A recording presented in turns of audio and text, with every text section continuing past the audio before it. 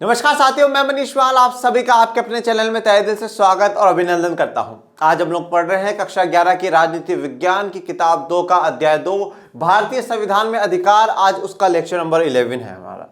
काफी कुछ इस चैप्टर का पूरा कंप्लीट हो चुका है, पर आज इस लेक्चर में हम लोग क्या पढ़ेंगे तो आइए जानते हैं। हम लास्ट टॉपिक्स की तरफ हम लोग चल रहे हैं, जिसमें है नीति निर्देशक तत्वों और मौलिक अधिकारों में संबंध। हम लोग पूरा कंप्लीट मौलिक अधिकार भी पूरे कंप्लीट कर चुके हैं, ये आर्टिकल्स के साथ कंप्लीट कर चुके हैं।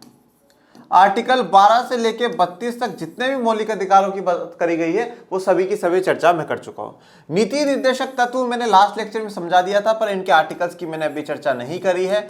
ओके, और आर्टिकल्स की अगर आप चर्चा करना चाहते हैं तो अपन कर लेंगे, और नहीं करते हैं तो भी आपके लिए इतना कोई लोड नहीं है। जो मुख्य मुख्य बातें थी नीति निर्देशक तत्व में वो मैंने आपको बता दी है, और आज एक टेबल के साथ दोनों में ये भी बता दूंगा कि दोनों में क्या अंतर है, नीति निर्देशक तत्व और मौलिक अधिकारों में क्या अंतर है, ये भी हम लोग आज चर्चा कर लेंगे। एक फिर लास्ट में हम रिवाइज करेंगे, फास्ट फॉरवर्ड रिवाइज हम करेंगे मौलिक अधिकारों का।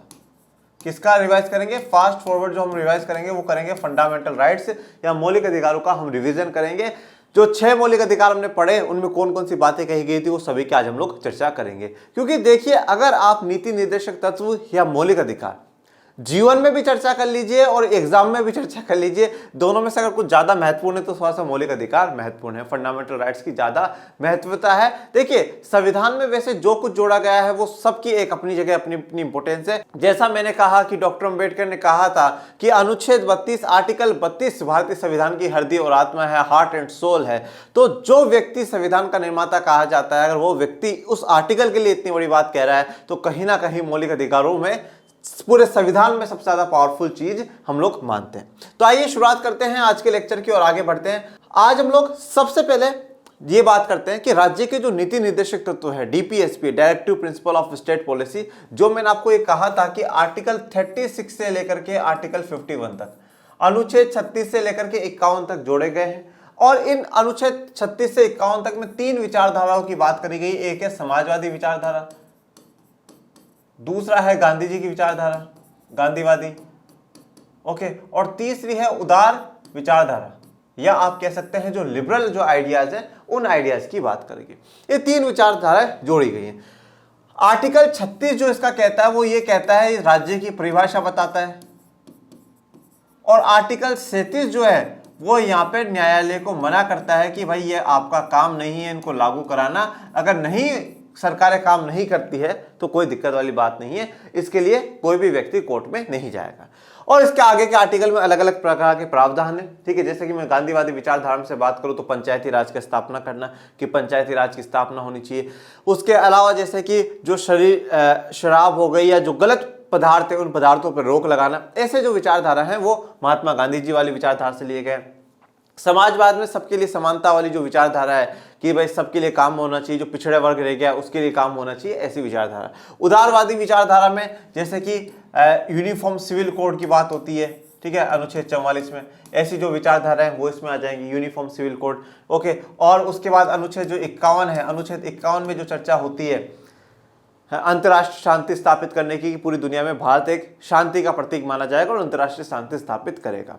इस प्रकार की बातें यहाँ पे ली गई है। हम पूरे अनुच्छेद अभी डिस्कस नहीं कर रहे हैं, जो मुख्य मुख्य मैंने आपको बातें थी वो मैंने आपको बताई। अब बात आती है कि जो डीपीएसपी है या राज्य के नीति निर्देशक तत्व है, इनका उद्देश्य क्या है, इसका ऑब्जेक्टिव क्या है, ये क्यों डाले गए संविधान में, क्या मुख्य कारण है। तो सबसे पहला तो जो इनका मुख्य उद्देश्य है वो है सामाजिक कल्याण। क्या होना चाहिए? सामाजिक कल्याण होना चाहिए, सभी का कल्याण हो। और कल्याण किस प्रकार से? सामाजिक और आर्थिक दृष्टि से, दोनों प्रकार से सभी व्यक्तियों का क्या होना चाहिए? कल्याण होना चाहिए। आर्थिक दृष्टि का मतलब यह है कि जो गरीब है वो गरीब ना रहे, उसके पास भी इतनी संपत्ति, इतनी धन दौलत होनी चाहिए कि वो अपने जीवन स्तर को बेहतर तरीके से जी सके। और सामाजिक रूप से इस प्रकार से कि महिला पुरुष के बीच में कोई भेदभाव ना हो, दलित स्वर्ण के बीच में कोई भेदभाव ना हो, अगड़े पिछड़े में कोई भेदभाव ना हो, किसी धर्म के आधार के किसी व्यक्ति में कोई भेदभाव ना हो। तो सभी का क्या होना चाहिए? कल्याण होना चाहिए, सभी का क्या होना चाहिए? भला होना चाहिए। सबसे मुख्य ऑब्जेक्टिव यही है। क्योंकि यहां पे मैंने क्या कहा, राज्य के नीति निर्देशक तत्व हैं, डायरेक्शन है। संविधान निर्माता डायरेक्शन दे रहे हैं, और डायरेक्शन किसको दे रहे हैं? राज्य को दे रहे हैं। डायरेक्शंस किसको दे रहे हैं? राज्य को दे रहे हैं। देखिए, अगर आप बात करें 1935 का जो अधिनियम था ना, भारतीय शासन अधिनियम 1935, उसमें भी ऐसी बातें लिखी हुई थी, परंतु वो क्या था? वो आदेश था, ठीक है, वो आदेश थे। अब वो आदेश जो है ना, आदेश किसको? जो कार्यपालिका को दिए जा रहे थे, जैसे गवर्नर हो गए, इन लोगों को आदेश दिए जा रहे थे। अब कार्यपालिका को आदेश दिया जा रहा था, तो डॉक्टर अंबेडकर जब संविधान सभा में इस पर चर्चा होती है और कहा जाता है कि 1935 के भारतीय शासन अधिनियम में भी ये बात लिखी हुई है, तो डॉक्टर अंबेडकर जवाब देते हुए ये कहते हैं कि भारतीय शासन अधिनियम 1935 में जो लिखा हुआ है वो आदेश दे रहा है। आदेश किसको दे रहा है? कार्यपालिका को दे रहा है। परंतु हम जो निर्देश दे रहे हैं, हम निर्देश किसको दे रहे हैं? हम राज्य को दे रहे हैं। और राज्य में सिर्फ और सिर्फ कार्यपालिका नहीं आ रही है, राज्य में विधानमंडल भी है, संसद भी है। यहां पे सिर्फ और सिर्फ डायरेक्ट रोल किसका है? कार्यपालिका का है, सरकार का है, राष्ट्रपति का है, उनका है। परंतु यहां पर जो हम काम कर रहे हैं, हमारे पास हमने जो अधिकार दिए हैं वो सरकार को दिए हैं, कार्यपालिका को दिए हैं, पर ये वाले जो अधिकार होंगे वो किसको प्रभावित करेंगे? वो संसद को भी प्रभावित करेंगे। इसलिए हम कह रहे हैं कि राज्य के नीति निर्देशक तत्व, हमने कार्यपालिका के नीति निर्देशक तत्व नहीं कहा है, क्योंकि हमने सिर्फ और सिर्फ ये काम सरकार को नहीं, हमने राज्य को सौंपे हैं। और राज्य में विधानमंडल भी आता है, राज्य में संसद भी आता है, राज्य में सभी जो सरकारी संस्थाएं हैं वो सभी आ जाती है।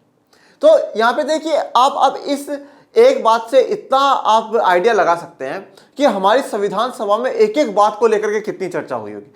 जब बात उठ करके आए कि नहीं, आयरलैंड का राज्य नीति निर्देशकता तो हम लोग जोड़ेंगे, तो संविधान सभा में मुद्दा उठा कि ये बात तो भारतीय शासन अधिनियम में भी है। तो फिर डॉक्टर अंबेडकर क्लियरिफाई करते हैं कि देखो ये डिफरेंस है, ये डिफरेंस है। 60 से ज्यादा देशों का संविधान पढ़ा गया बच्चों हमारे देश का संविधान बनाने के लिए, 60 से ज्यादा देशों का संविधान। और फिर एक एक चीज पे बिल्कुल गहराई पे जाकर के चर्चा हुई है, एक एक चीज पे गहराई पे जाकर के चर्चा हुई। और जैसा कि डॉक्टर राजेंद्र प्रसाद ने डॉक्टर अंबेडकर के लिए कहा था, हम लोग फर्स्ट चैप्टर में देख चुके हैं कि इनकी तबीयत खराब होने के बावजूद भी जो इन्होंने मेहनत करी है वो सच में बहुत सराहनीय है, बहुत तारीफ के काबिल है। क्यों? क्योंकि आप देखिए कि वो हर चीज के पीछे गजब का लॉजिक दे रहे हैं, गजब का तर्क दे रहे हैं, हवा में बात नहीं कर रहे। आप डॉक्टर अंबेडकर को देख लीजिए, डॉक्टर राजेंद्र प्रसाद को देख लीजिए, संविधान सभा में जितने भी व्यक्ति बैठे हैं और विशेष करके डॉक्टर अंबेडकर, उन सब क्या कर रहे हैं कि एक तर्क, एक रीजन दे रहे हैं बात के पीछे। भारतीय शासन अधिनियम में और जहां पे वो भारतीय शासन अधिनियम में और जो हम लोग जोड़ रहे हैं भारतीय के संविधान में, दोनों में क्या मुख्य अंतर है वो डॉक्टर अंबेडकर ने जवाब दिया। तो सिर्फ और सिर्फ अगर हम लोग किसी बात को पढ़ते हैं, किसी को जानते हैं, तो जरूरी यह है कि हम उसके पीछे का आइडिया जाने, उसके पीछे की भावना समझे। और कभी भी हम हमारे जीवन में भी अगर कोई बात बोले तो किसी रीजन के साथ, किसी तर्क के साथ हमें बोलनी चाहिए। हम बहुत सी बार क्या करते हैं कि व्हाट्सएप यूनिवर्सिटीज पे मैसेज फॉरवर्ड होते हुए आते रहते हैं, हम पढ़ते हैं, हम एक समुदाय के पक्ष में हो जाते हैं, एक खिलाफ में हो जाते हैं, ठीक है, और फिर बस हम नारेबाजी करना शुरू कर देते हैं, ऐसा वैसा, ये वो, अलाना फलाना ढिमका। परंतु हम ना तो सच्चाई जानते हैं, ना हम रीजन जानते हैं। अगर मैं सच में आपको कहता हूं कि अगर आपको जीवन में लॉजिकल बनना है तो आप जब तक किसी मुद्दे पे मत बोलो जब तक आपको पूरा ज्ञान ना हो। कोई भी घटना जो अगर आज देश में हो रही है, वो घटना सिर्फ और सिर्फ आज का परिणाम नहीं है, वो घटना काफी समय का परिणाम है। उस घटनाओं के काफी समय जब दबाव बनता गया, फिर वो घटना हमारे सामने निकल के आई। तो उसका जवाब एक सेकंड में तैयार नहीं होता बच्चा। अगर आप चाहते हैं कि लोग आपकी बात सुने, आप चाहते हैं कि सभी प्रकार के लोग आपका सम्मान करें, तो जरूरी है कि आप लॉजिकल बने, आप रीजनेबल बने, आप ऐसी बात बोले जिसमें सच में तर्क हो। आपको मैं सजेस्ट करता हूं कि दृष्टि आईएएस के टीचर हैं, मालिक है मैं कह दो, डॉक्टर विकास दिवेकर सर, और मेरे सच में मेरे एक आदर्शों में से एक है, लेजेंडरी पर्सन है वो व्यक्ति, सच में बहुत गजब के व्यक्ति हो। कभी आप उनके लेक्चर्स देखिएगा, भारत के सबसे विवादित मुद्दों पर चाहे आप उनका लेक्चर देख लीजिएगा, व्यक्ति इतनी शानदार तरीके से बिल्कुल आराम से पढ़ाते हैं।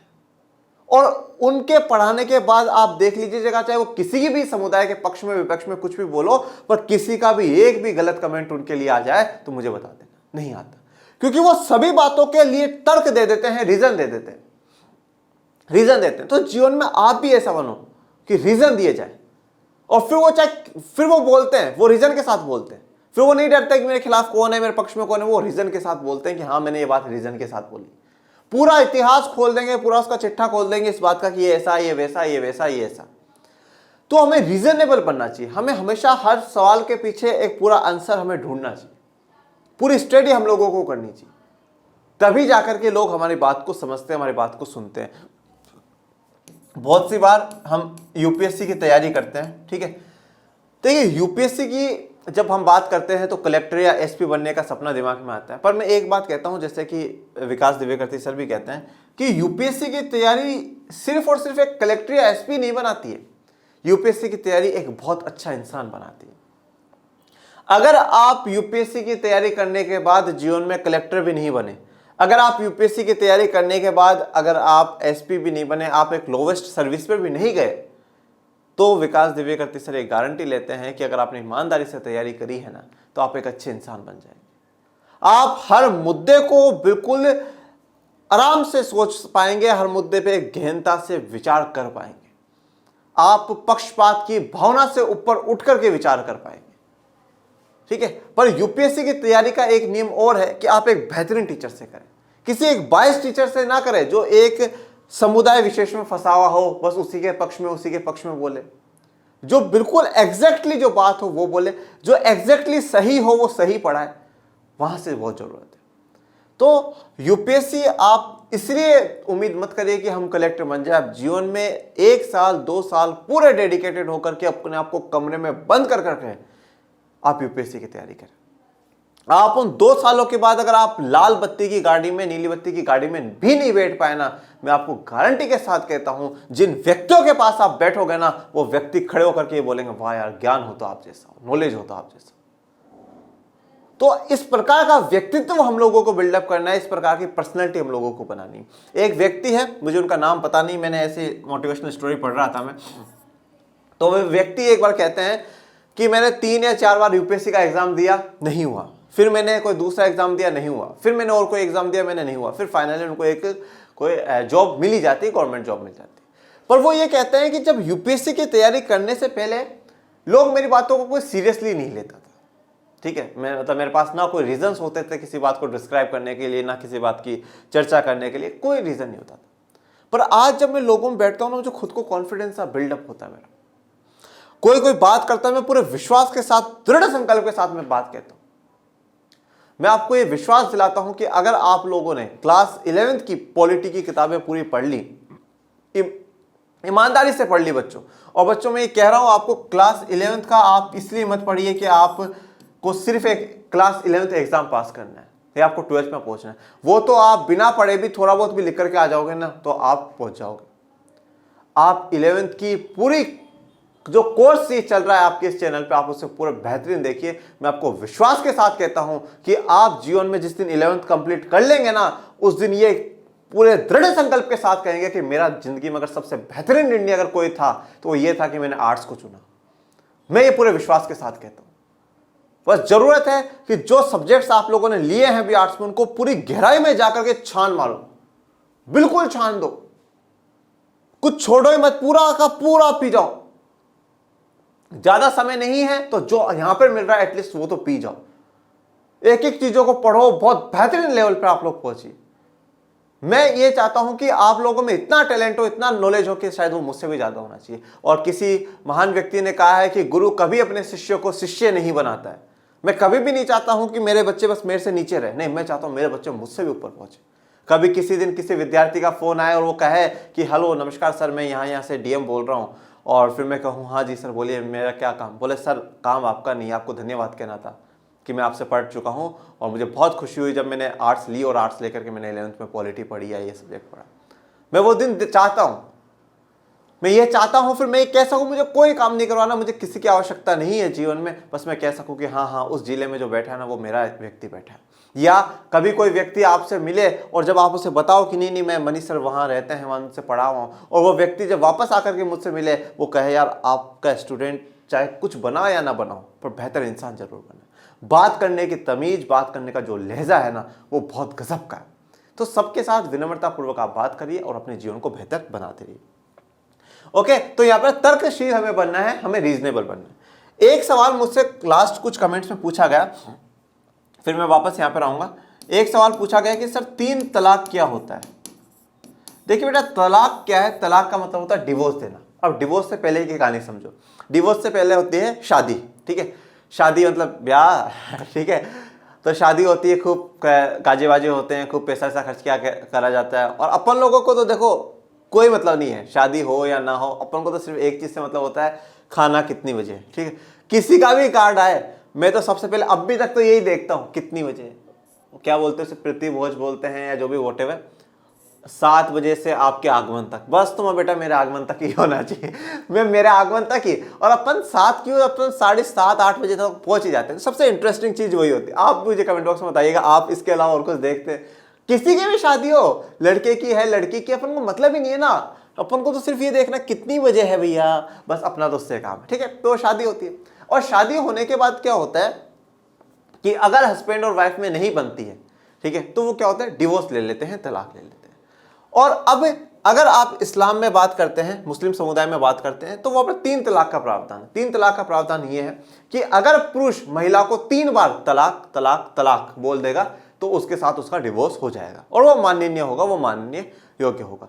या उसने जैसे आज एक बार तलाक बोल दिया, कल एक बार तलाक बोल दिया, परसों तीसरी बार तलाक बोल दिया, तो वो भी तलाक हो जाएगा। अब इसमें यह होता था कि 40 प्लस की एज में, 50 प्लस की एज में जाकर के भी बहुत सी महिलाओं को तलाक बोल दिया जाता था, बच्चे उनके साथ थे, तो वो कैसे अपने जीवन यापन करें, तो ये एक थोड़ा सा गलत सी लगता था। तो संसद ने इसको फिर हटा दिया और ये कर दिया गया कि अब इस प्रकार की अगर कोई गतिविधि होती है तो उस पर डायरेक्ट डीएम को अधिकार दिए हैं कि वो उस पर कार्रवाई कर सकते हैं, ठीक है। तो वो 3 तलाक की बात है।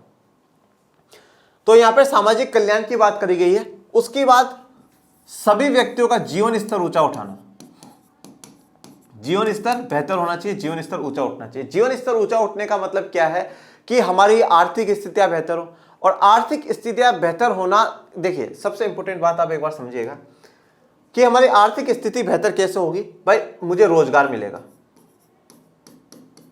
मुझे रोजगार मिला, रोजगार मिलेगा, मुझे आय मिलेगी, मुझे इनकम मिलेगी, और मुझे इनकम मिलेगी तो मेरा जीवन स्तर ऑटोमेटिकली क्या हो जाएगा, अच्छा हो जाएगा। अब कैसे होगा वो सुनो। एक बात मानिए, मैं घर पे बैठा हूं, बिल्कुल मैं कुछ भी नहीं कमा रहा हूं, कुछ भी पैसा नहीं आ रहा, तो मैं कुछ भी नहीं खरीद पाऊंगा, सीधी सी क्लियर बात है।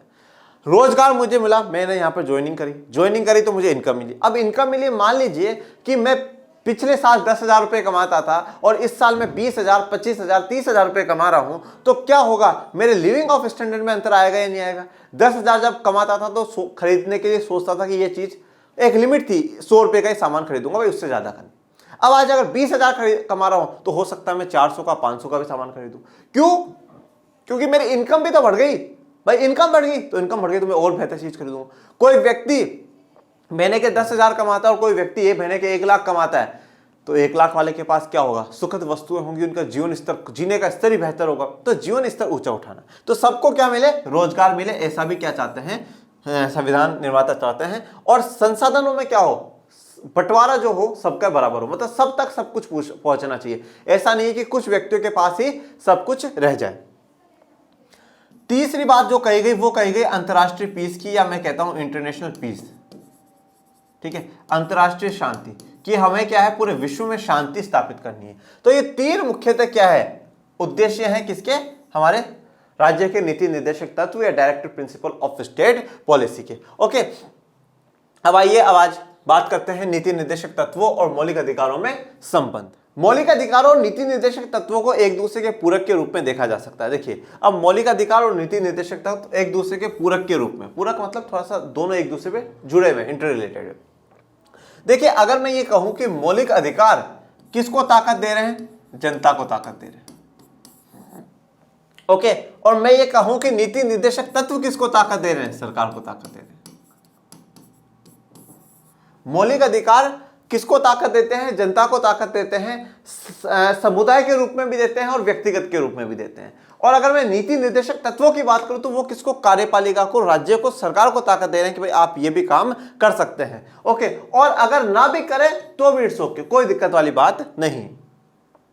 जहां मौलिक अधिकार सरकार के कुछ कार्यों पर प्रतिबंध लगाते हैं, वही नीति निर्देशक तत्व उसे कुछ कार्यों को करने की प्रेरणा भी देते हैं। देखिए, अब मौलिक अधिकारों में क्या है, सरकार पे कुछ कार्यों के लिए क्या करा गया है, प्रतिबंध लगाया गया है। देखिए, आप अगर भारत के संविधान में देखेंगे, कुछ आर्टिकल्स क्या है, नेगेटिव है। नेगेटिव का मतलब होता है नकारात्मक है। अब नकारात्मक या नेगेटिव का मतलब क्या है, कुछ आर्टिकल्स होते हैं पॉजिटिव और कुछ होते हैं नेगेटिव। यहाँ पे कोरोना की पॉजिटिव या नेगेटिव रिपोर्ट नहीं है बच्चों, समझिएगा बात क्या, बात यहाँ पर ये है, नेगेटिव का या नकारात्मक का मतलब ये होता है कि वहां पे मना करा गया है, नहीं बोला गया है। जैसे कि आप छुआछूत नहीं करेंगे, ठीक है। जाति, धर्म, लिंग, रंग के आधार पर भेदभाव नहीं होगा। तो ये नहीं वाले जो आर्टिकल्स है ना, ये क्या है, नकारात्मक है। और जहां जहां नकारात्मकता है, जहां जहां नेगेटिव है, तो वो क्या करा गया, प्रतिबंध लगाया गया है। क्या करा गया है, प्रतिबंध लगाया गया, रेस्ट्रिक्शन लगाई गई। किस पर, राज्य पर, सरकार पर। कहा गया कि जाति, धर्म, रंग, लिंग के आधार पर भेदभाव नहीं होगा, तो प्रतिबंध लगा दिया, नहीं करना है, ठीक है। अस्पृश्यता नहीं होगी, उपाधियों का अंत कर दिया गया। तो ये जो है ये नकारात्मक है। तो ये क्या करते हैं, सरकार पर प्रतिबंध लगाते हैं कि भाई ये काम मत होने देना, रोक है आप पर, ठीक है। और वही बात करूं नीति निर्देशक तत्व की, वो क्या करते हैं, प्रेरणा देते हैं, मोटिवेट करते हैं सरकार को, आप ये भी काम करिए, आप समाज के भले के लिए ये काम करिए, आप पूरे विश्व में भारत का डंका बजाने के लिए, भारत की जय जयकार करवाने के लिए आप ये काम करिए, अंतर्राष्ट्रीय शांति स्थापित करिए। तो यहां पे प्रेरणा दे रहे हैं, मोटिवेट कर रहे हैं। तो देखिए अब आप भारत के संविधान को कितना प्रेम से, कितने बेहतरीन तरीके से समझ सकते हैं कि एक तरफ सरकार पे रोक लगाई है तो दूसरी सरकार को मोटिवेट भी करा है, दूसरी तरफ मोटिवेट भी कर। बिल्कुल एक जैसा टीचर जो काम अपने स्टूडेंट के लिए करता है, वैसा ही संविधान निर्माताओं ने काम हम लोगों के लिए करा है, देश की जनता के लिए करा, देश की सरकार के लिए करा। टीचर क्या काम करता है, आप लोगों को कभी कुछ कामों के लिए डांटता भी है, पर कभी कभार आपको मोटिवेट भी करता है, ठीक है। कभी मैं आपको डांटूंगा भी, नहीं बेटा ऐसा मत करो, पर कभी कभार मोटिवेट, यस बेटा कम ऑन, आप कर सकते हैं। जैसा कि अभी मैंने कहा कि आप यूपीएससी क्रैक कर सकते हैं, मेहनत करिए बस। तो जैसा एक टीचर एक स्टूडेंट के लिए करता है, वैसा बिल्कुल संविधान निर्माताओं ने सरकार के रूप दिखाया है कि आपको कुछ कामों पे हम प्रतिबंध लगाते हैं, ये मत करना, बिल्कुल भी मत करना, ओके। और कुछ कामों के लिए प्रेरणा भी दी है, मोटिवेशन दिया है, जाइए करिए सरकार, हम जो देश का संविधान है वो आपके साथ है। मौलिक अधिकार खास तौर से व्यक्ति के अधिकारों को संरक्षित करते हैं, पर नीति निर्देशक तत्व समाज के हित की बात करते हैं। अब देखिए मौलिक अधिकारों को अगर आप देखेंगे तो वो क्या कर रहे हैं, व्यक्ति के अधिकारों के संरक्षण करते हैं, व्यक्ति के अधिकारों को बचाते हैं। पर जो नीति निर्देशक तत्व है वो समाज के हित की बात करते हैं, समाज के भले की बात करते हैं, ओके। यहां पर एक एक व्यक्ति के अधिकारों को संरक्षित किया गया है और यहां पर पूरे समाज के जो हित हैं, वो पूरे फायदे उनको बचाया गया है। लेकिन कभी कभी जब सरकार नीति निर्देशक तत्वों को लागू करने का प्रयास करती है तो वे नागरिकों के मौलिक अधिकारों से टकरा सकते हैं। अवश्य ये सबसे जो विवादित बात है, जब संविधान में नीति निर्देशक तत्व जोड़े जा रहे थे और भाग 3 में ऑलरेडी मौलिक अधिकार आ चुके थे, तो सबसे विवादित बात यही है कि क्या होगा कि यहां पे झगड़ा होगा, टकराव होगा। कुछ मौलिक अधिकारों में ऐसी बात लिख दी गई है कि आप ये मत करना, और आप नीति निर्देशक तत्वों में कह रहे हैं कि ये बात करना, ठीक है। जैसा कि फॉर एग्जांपल हमने क्या बात करी थी, संपत्ति का अधिकार। हमने क्या कहा था, संपत्ति का अधिकार, राइट टू प्रॉपर्टी दिया गया है, ठीक है। पर दूसरी तरफ ये कहा गया कि समाज के कल्याण के लिए, भले के लिए, उनके लिए भला करे, समाज का कल्याण करे, अमीरी गरीबी को मिटाया जाए, ऐसे काम करे। अब उसके लिए क्या होना चाहिए, संसाधनों का बंटवारा हो। मैंने उद्देश्य में आपको क्या बताया था कि संसाधनों का क्या होना चाहिए, समान वितरण होना चाहिए, सबके पास बराबर होना चाहिए। अब बराबर होने चाहिए तो उसके लिए क्या करना पड़ेगा, जो जमींदार है उनसे जमीनें छीननी पड़ेगी, जो जमींदार है उनसे जमीनें छीननी पड़ेगी, पर आप छीन नहीं सकते क्योंकि संपत्ति का अधिकार है। तो मौलिक अधिकार और नीति निर्देशक तत्वों में टकराव होगा। जैसा कि उदाहरण दिया, जमींदारी उन्मूलन कानून का फैसला किया गया, इसकी पूरी मैंने आपको कहानी बता चुका हूं। इसका विरोध इस आधार पर किया गया कि उससे संपत्ति के मौलिक अधिकार का हनन होगा। लेकिन ये सोचकर कि सामाजिक आवश्यकताएं व्यक्तिगत हित से ऊपर है, सरकार ने नीति निर्देशक तत्वों को लागू करने के लिए संविधान का संशोधन किया। अब देखिए, भारत का संविधान जो सबसे पहले बात करता है वो जनता की बात करता है, और जनता में जो बात कर रहा है वो मानवता की बात कर रहा है, ह्यूमैनिटी की बात कर रहा है। मानवता से बढ़कर करके कुछ भी नहीं है। तो इसलिए सामाजिक आवश्यकताएं व्यक्तिगत हित से ऊपर है। सामाजिक जो आवश्यकता है एक एक इंडिविजुअल के हित से ऊपर। जमींदार के पास इतनी बड़ी जमीन होना और समाज के 10 लोगों के पास इतनी जमीन होना बराबर, तो वो ज्यादा बेहतर है। जैसा कि मैं आपको एक उदाहरण देता हूं, जब कोरोना का दौर चल रहा था तो हमारी जो सोसाइटी में दुकानदार है, उसके पास एक व्यक्ति गया, उसने बोला भैया 10 किलो चावल दे दो। उस दुकानदार ने मना कर दिया, अब आप पूछोगे सर क्यों मना करा, तो मना इसलिए करा, उसने दुकानदार ने यह बोला कि भैया आप 1 किलो ले जाओ, अब भी मुसीबत का दौर चल रहा है सभी पे, आप 10 किलो ले जाकर के घर में रख लोगे, इसलिए मैं कह रहा हूं आप 1 किलो ले जाओ, और 1 किलो की भी जरूरत नहीं है तो आप आधा किलो ले जाओ, मैं आधा किलो 20 घरों में बांटूंगा, 20 घरों का गैस चल जाएगा, आज वो खाना खा लेंगे। तो ये क्या था कि एक के पास 10 किलो जाना और आधा आधा किलो 20 घरों में जाना, ये ज्यादा बेहतर है। तो यहां पर एक एक को व्यक्तिगत हितों से ज्यादा बेहतर है समाज की सुरक्षा करना। वहां एक जने को 10 किलो चावल देना और यहां पे 20 जनों के घर में चावल देना ज्यादा बेहतर है। उसी प्रकार से बात यहां पर है कि एक जमींदार के पास ज्यादा जमीन होना और काफी लोगों के पास थोड़ी थोड़ी जमीन होना वो ज्यादा बेहतर है। तो सरकार ने क्या माना कि सामाजिक आवश्यकताओं के लिए संविधान में संशोधन करना भी कोई गलत बात नहीं है, हम लोग कर लेते हैं। इससे एक लंबी कानूनी लड़ाई शुरू हो गई कि भाई आप संविधान के मूल अधिकारों में बदलाव कर सकते हैं या नहीं कर सकते।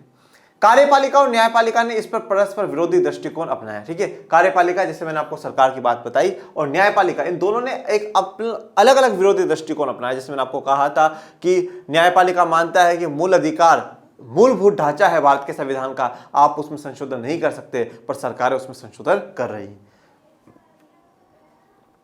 सरकार की मान्यता थी कि नीति निर्देशक तत्वों को लागू करने के लिए मौलिक अधिकारों पर प्रतिबंध लगाए जा सकते हैं। तो सरकार ने यह माना कि डीपीएसपी को लागू करने के लिए अगर हमें मौलिक अधिकारों पर भी प्रतिबंध लगाना पड़े, रेस्ट्रिक्शन लगाना पड़े, रोक लगानी पड़े, तो वो भी हम लगा सकते हैं, मतलब उनको बदल सकते हैं, उनको संशोधन कर सकते हैं। इसके पीछे यह धारणा थी कि लोक कल्याण के मार्ग में अधिकार बाधक है। तो यह ऐसा माना गया कि लोक कल्याण के मार्ग में लोगों की भलाई के लिए, जनता की भलाई के जो रास्ता है उसमें अधिकार क्या है, बाधक है, अधिकार क्या है, रोक है। ओके, तो इसलिए सरकार का मानना था कि अगर ऐसा महसूस होता है तो हम अधिकारों पर प्रतिबंध लगा करके क्या कर सकते हैं, हम नीति निर्देशक तत्वों को लागू कर सकते हैं। दूसरी ओर न्यायालय की यह मान्यता थी कि मौलिक अधिकार इतने महत्वपूर्ण और पावन है कि नीति निर्देशक तत्वों को लागू करने के लिए भी उन्हें प्रतिबंधित नहीं किया जा सकता। अब ध्यान दीजिएगा, सरकार क्या कह रही है कि राज्य के नीति निर्देशक तत्वों को, डीपीएसपी को लागू करने के लिए हम मौलिक अधिकारों को भी क्या कर सकते हैं, प्रतिबंधित कर सकते हैं। पर न्यायालय क्या कह रहा है कि मौलिक अधिकार इतने महत्वपूर्ण, इतने जरूरी है और इतने पावन है, इतने पवित्र हैं कि हम उनको डीपीएसपी को लागू करने के लिए मौलिक अधिकार को भी प्रतिबंधित नहीं कर सकते। तो दोनों में क्या है, विरोधाभास है, कार्यपालिका में भी और न्यायपालिका में, दोनों में क्या हो गया, विरोधाभास हो गया, दोनों विरोध में आ जाते हैं। चलिए अब मौलिक अधिकार और डीपीएसपी में क्या मुख्य अंतर है वो जान लेते हैं। सबसे पहली बात, जो मौलिक अधिकार है वो नकारात्मक है। नकारात्मक का मतलब क्या होता है कि वो रोक लगा रहे हैं सरकार पे कि भाई आप ये काम मत करिए, ये मत करना, ये मत करना, रोक लगाई गई। और ये डीपीएसपी क्या है, सकारात्मक है, पॉजिटिव है, आप ये काम करिए। जैसे मैंने आपको क्या कहा, प्रेरणा दे रहा है, मोटिवेट कर रहा है। ये न्यायोचित है, ये गैर न्यायोचित है। मतलब अगर इनका उल्लंघन होता है तो आप न्यायालय में जा सकते हैं, न्यायालय दखलंदाजी कर सकता है, पर अगर इनका उल्लंघन होता है तो आप न्यायालय में नहीं जा सकते। इसका मौलिक अधिकारों का क्या उद्देश्य है, लोकतांत्रिक राजनीतिक व्यवस्था स्थापित करना। लोकतंत्र किसमें, राजनीति में स्थापित करना। जैसे कि मतदान के द्वारा सरकार का चुनना, सरकार का गठन किस प्रकार से होगा, ठीक है, जो ऐसा है और उसमें सब कुछ लोकतंत्र के रूप से हो, सबको राजनीति में बराबर की भागीदारी मिले, ऐसी बात है। सामाजिक और आर्थिक लोकतंत्र की स्थापना करना। यहां पे क्या बोला गया, समाज का कल्याण करना। और समाज का कल्याण कैसा हो, सामाजिक और आर्थिक रूप से हो। कानूनी रूप से ये मान्य है, ये नैतिक एवं राजनीतिक रूप से मान्य। कानूनी रूप से मान्य होने का मतलब क्या है कि भाई अगर उल्लंघन हो रहा है तो आप न्यायालय जा रहे हैं, आप कानून में जा रहे हैं, ठीक है। परंतु यहां पर क्या हो रहा है, हमने क्या कहा था लास्ट लेक्चर में कि जो नैतिक बातें हैं वही सरकार को पर दबाव डालेगी। तो ये क्या है, नैतिक एवं राजनीतिक है। ये व्यक्तिगत कल्याण की बात कर रहे हैं और ये क्या कर रहे हैं, समुदाय के कल्याण की बात कर रहे हैं। यहां पर व्यक्तिगत हितों की, व्यक्तिगत की संरक्षण करी गई है और यहां पे क्या गया, पूरा समुदाय का हित देखा गया। यहां पर आपको लागू करने के लिए किसी विधान की आवश्यकता नहीं होगी, किसी कानून की आवश्यकता नहीं है आप लोग के लिए। पर यहां पर अगर आपको किसी चीज को लागू करना है तो उसके लिए आपको क्या चाहिए, विधान चाहिए, कानून चाहिए। अगर यहां पर किसी भी मौलिक अधिकार का उल्लंघन होता है या कोई भी ऐसा कानून सरकार बना देती है जिससे कि मौलिक अधिकार का उल्लंघन हो, तो न्यायालय उसे गैर संवैधानिक या अवैध घोषित कर सकता है। परंतु अगर कोई भी ऐसा कानून सरकार बना देती है जो कि राज्य के नीति निर्देशक तत्व का उल्लंघन करते हैं, तो न्यायालय को बिल्कुल भी अधिकार नहीं है कि वो क्या करे, उसको गैर संवैधानिक या अवैध घोषित कर दे। ओके, तो ये क्या थे मुख्यतः अंतर थे। तो ऑलमोस्ट हमारा जो पूरा चैप्टर है वो कंप्लीट हो गया। ओके, अब हम लोग नेक्स्ट जो लेक्चर है उसमें आर्टिकल 33, 34, 35 की चर्चा करेंगे। ओके, एक मौलिक कर्तव्य हमारे बाकी हैं, डीपीएसपी हमारा हो जाएगा, फंडामेंटल जो ड्यूटीज हैं वो करेंगे। ड्यूटीज शुरुआत से नहीं थी संविधान में, पर बाद में जोड़ी गई, पर अभी हमारा लेक्चर कंप्लीट हुआ नहीं है। अभी हम लोग आज कर लेते हैं फास्ट रिविजन किसका, फंडामेंटल राइट्स का। कानून के समक्ष समानता, कानून के समान संरक्षण। ठीक है, कानून के समक्ष सबको समानता दी गई और कानून के समान संरक्षण होगा। ये किस में जोड़ा गया? आर्टिकल 14 में। धर्म, मूल, वंश, जाति, लिंग या जन्म स्थान के आधार पर भेदभाव का निषेध। दुकानों, होटलों, कुआं, तालाबों, स्नान घाटों, सड़कों आदि में प्रवेश की समानता। ये कौन से अनुच्छेद में है? अनुच्छेद 15 में।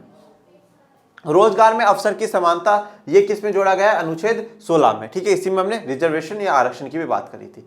छुआछूत का अंत, अस्पृश्यता का अंत, ये जोड़ा गया है आर्टिकल 17 में। और उपाधियों का अंत, टाइटल्स का एंडिंग, ये हमने बात करी थी आर्टिकल 18 में, अनुच्छेद 18। तो समता का अधिकार जो है वो कहां से कहां तक है? 14 से 18 तक है। तो कितने आर्टिकल है? 1, 2, 3, 4, 5। ठीक है, ये 5 आर्टिकल्स हैं।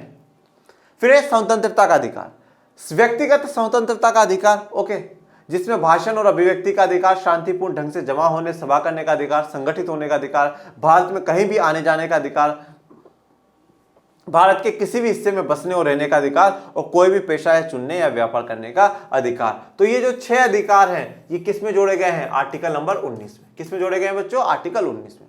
अपराधों के लिए दोष सिद्धि के संबंध में संरक्षण, अनुच्छेद 20।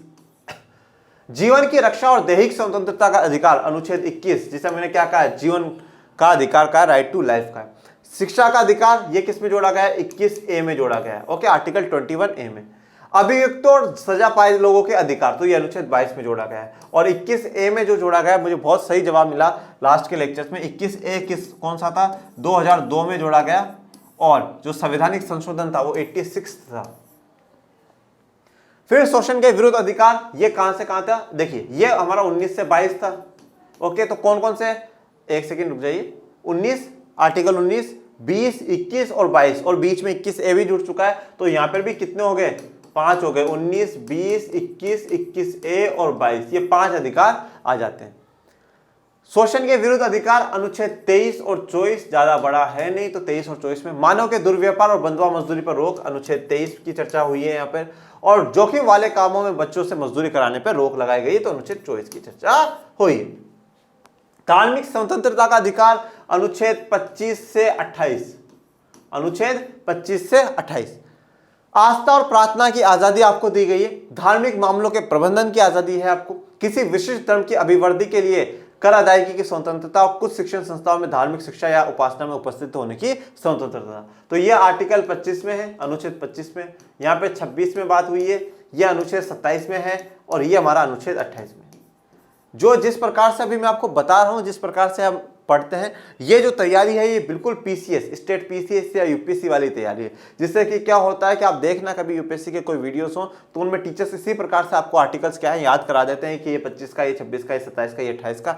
तो अब आप आराम से है ना आर्टिकल 12 से 32 तक तो आप सारे याद कर सकते हैं बहुत बेहतरीन तरीके से। आप एक पर्चा चिपका लीजिएगा सामने। ओके, आर्टिकल 12 से 32 तक का। सांस्कृतिक और शैक्षिक अधिकार किसमें है? अनुच्छेद 29 और 30 में है। अल्पसंख्यकों की भाषा और संस्कृति के संरक्षण का अधिकार, अल्पसंख्यकों को शैक्षिक संस्था स्थापित करने का अधिकार, तो ये आर्टिकल 29 में 29 में है, और ये अनुच्छेद 30 में या आर्टिकल 30 में जोड़ा गया है। फिर संवैधानिक उपचारों का अधिकार, तो अनुच्छेद 32। मौलिक अधिकारों को लागू करवाने के लिए न्यायालय में जाने का अधिकार, ठीक है, यह अनुच्छेद 32 में जोड़ा गया है। और इसी को बाबा साहब अम्बेडकर ने क्या कहा है? हृदय और आत्मा भारत की संविधान का कहा है। और इसमें क्या है? इसमें 5 रिट है। 5 क्या है? रिट। ओके, तो इसी के साथ आज हमारा टॉपिक पूरा कंप्लीट होता है। ओके, अब हमारे मौलिक अधिकार बाकी है। मैं आपको मौलिक अधिकारों के मौलिक कर्तव्य, ठीक है, अधिकारों के अब हम लोगों ने चर्चा कर ली है। तो अब हमारे मौलिक कर्तव्य बाकी रहेंगे। 11 कौन से मौलिक कर्तव्य हैं, उन्हें कब जोड़ा गया, कब बाद में ऐड हुआ, क्या हुआ, कैसे हुआ, वो सब हम लोग नेक्स्ट लेक्चर में चर्चा करेंगे। उसके अलावा हम लोग आर्टिकल 33, 34, 35 पे भी एक बार थोड़ी सी विस्तार में छोटा सा संक्षेप में हम लोग चर्चा कर लेंगे। ओके, तो ऑलमोस्ट हमारा पूरा चैप्टर कंप्लीट हो चुका है। आपकी तरफ से वैसे एक मौलिक के जो कर्तव्य हैं वो मौलिक कर्तव्य बाकी रह गए हैं। ओके, तो पढ़ते रहिए, आगे बढ़ते रहिए, मिलेंगे नेक्स्ट लेक्चर में। तब तक के लिए थैंक यू सो मच। जय हिंद, जय भारत।